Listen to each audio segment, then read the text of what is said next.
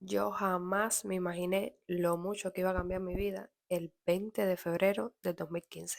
De seguro tú te debes estar preguntando por qué. Bueno, ese fue el día de mi entrevista para venir a los Estados Unidos. Mi padre era un médico en Cuba y él estaba en una misión. En aquellos tiempos había una ley aquí en los Estados Unidos que todos los médicos, deportistas, maestros que vinieran, desertaran de la misión y vinieran para los Estados Unidos, por supuesto, cuando tú vienes para acá por esa vía, tú no podías entrar a Cuba por 8 años. Bueno, esas personas que vinieran para acá podían reclamar a sus esposas y a sus hijos menores de 21 sin ningún costo y el proceso era rapidísimo. Imagínense que él llegó en octubre del 2014 y yo llegué en septiembre del 2015 y me demoré porque yo no sabía que tenía que llevar los antecedentes penales y en aquellos tiempos la embajada en Cuba estaba bajo construcción y miles de cosas. Ustedes saben cómo son las cosas en Cuba y la verdad que los papeles se me demoraron muchísimo. Pero la esposa de él vino en marzo, es decir, que él llegó aquí en octubre y en marzo ya estaba su mujer. Bueno, y ustedes dirán, ¿cuál fue el cambio? Aquí es cuando se pone buena la cosa. Vamos para allá. Bueno, resulta ser que cuando él puso los papeles para su esposa y para sus hijos, él solamente puso que él tenía un hijo.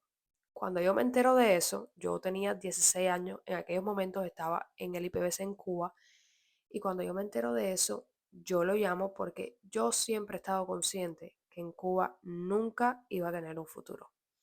Pues yo lo llamo y le digo, ¿por qué tú no me has puesto en la reclamación? Porque él siempre me dijo que él me iba a llevar. Me dijo que él me iba a traer en un futuro. Yo sabía que eso jamás iba a pasar. Así que literalmente me tuve que poner en 3 y 2 con él hasta que él se dio cuenta del error que estaba cometiendo y me agregó. El problema de eso es que yo tuve que costearme absolutamente todo lo que era pasaporte. El pasaporte en aquellos momentos en Cuba costaba $100, que eran 2.500 pesos cubanos. El salario mínimo eran 400 pesos, que era alrededor de lo que cobraba mi mamá. Imagínense ustedes con 400 pesos en qué momento yo me iba a pagar un pasaporte que costaba 2.500. Jamás en la vida. Bueno, gracias a Dios, mi tía me dijo, no te preocupes que yo te voy a pagar tu pasaporte.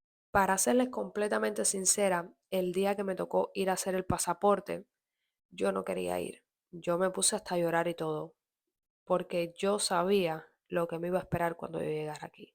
Bueno, qué ilusa yo. Lo que yo me esperaba que me iba a pasar no fue ni un tercio de lo que me pasó en realidad. Pues me hice el pasaporte y llegó el día de la entrevista. Él mandó un dinero para que yo cogiera un carro con mi mamá, porque como yo era menor de edad, tenía que ir obligatoriamente a la entrevista con ella y otro carro para su mujer. En aquel tiempo, la mujer no me hablaba. Nosotros llevábamos como 4 años sin hablarnos. ¿Por qué? No lo sé. Imagínense que el día de la entrevista fue el día que yo pude conocer a mi hermano. Y como era una reclamación familiar, teníamos que pretender que nosotros nos conocíamos porque si por alguna casualidad los oficiales de inmigración se daban cuenta que nosotros en la vida nos habíamos visto, pues todo se iba abajo. Y adiós el sueño americano. Con el dinero que él me estuvo mandando para la máquina, que fueron $120, yo no cogí la máquina. Yo me fui en una guagua en transporte nacional, me levanté como a las 3 de la mañana para poderme ir, porque en aquellos tiempos yo era la que mantenía mi casa y ese dinero, en vez de cogerlo para una máquina e ir cómoda, pues preferí dejarlo para pagar los gastos de mi casa porque yo sabía que no me iba a entrar más dinero por ninguna parte. Así que preferí pasar un poquito más de trabajo y guardar ese dinero para poderlo usar en las cosas necesarias de la casa. Y llegó el día de irme para los Estados Unidos. Honestamente tenía sentimientos encontrados, porque por una parte, por supuesto que me quería ir. Yo sabía que en Cuba no había nada para mí. Cuba a mí se me quedó chiquita hace mucho, mucho tiempo. Pero por otra parte, yo me iba a enfrentar a algo muy difícil porque yo jamás había convivido con mi padre, jamás había convivido con su mujer y además que había un roce anteriormente y no sabía cómo iban a funcionar las cosas. Iba a ser la primera vez que yo me iba a separar completamente de mi madre.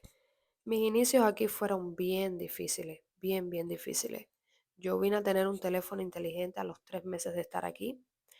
La forma en la que yo podía llamar a mi madre en Cuba, porque en aquellos tiempos no es como ahora que hay internet, en aquellos tiempos para tú poder hablar con las personas que estaban en el extranjero tenía que ser o por correo electrónico o ir a un parque y pagar $2 por conectarte 1 hora. Y en ese parque habían 800 personas tratando de conectarse a la misma vez y de 20 palabras que te decían entendías la mitad de una porque la conexión era horrible.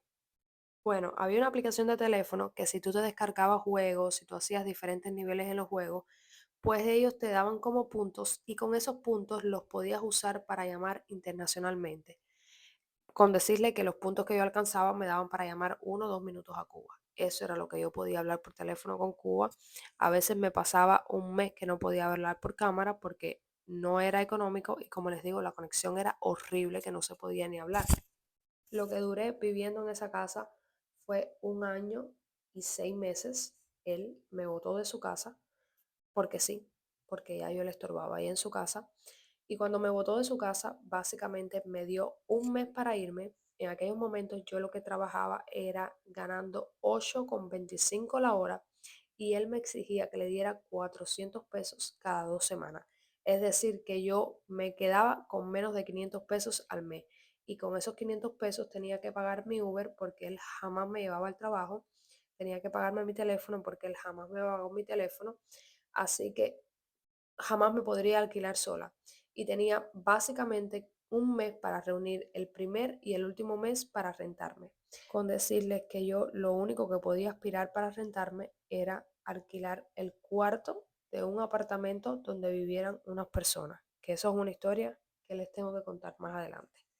Bueno, déjenme saber en los comentarios qué les pareció lo que les he contado hasta ahora y qué más quisieran que les contara. Como ustedes saben, y si no lo saben, quizás se han dado cuenta, yo tengo para escribir un libro, lo que yo pasé en esa casa, la verdad que no se lo deseo a nadie.